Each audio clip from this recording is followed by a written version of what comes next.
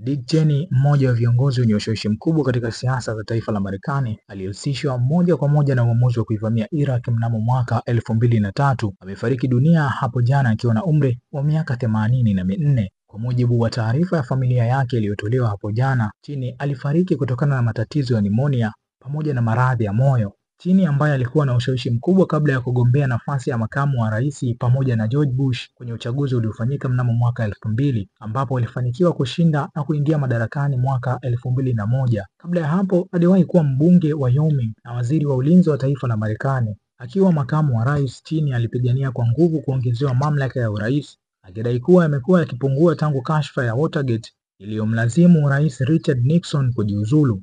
Alipanua pia nguvu ya ofisi ya makamu wa rais kwa kuunda timu ya usalama wa taifa yenye ushawishi mkubwa serikalini.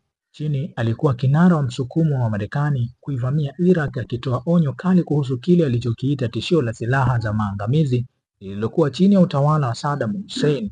Hata hivyo, ukaguzi wa kimataifa baadaye haukupata ushahidi wa uwepo wa silaha hizo. Katika serikali ya Bush aligongana mara kadhaa na mawaziri wa mambo ya nje Colin Powell na Condoleezza Rice kuhusu sera za kimataifa.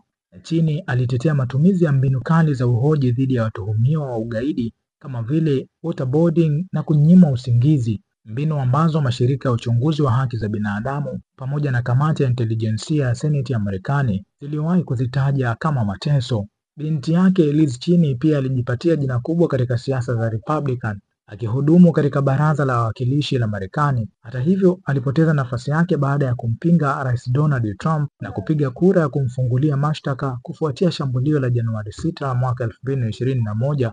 Baba yake alimuunga mkono waziwazi na hata kutangaza kuwa angepiga kura kwa mgombea wa Democratic Kamala Harris mnamo mwaka 2024. Cheney alisumbuliwa na matatizo ya moyo kwa muda mrefu wa maisha yake ya utu uzima, akiwa amepata mshtuko wa moyo wa kwanza akiwa na miaka 37. Mnamo mwaka 2012 alifanyiwa upasuaji wa kupandikiza moyo, hatua ambayo ilimsaidia kuendelea kuishi hadi kufikia kifo chake hapo jana.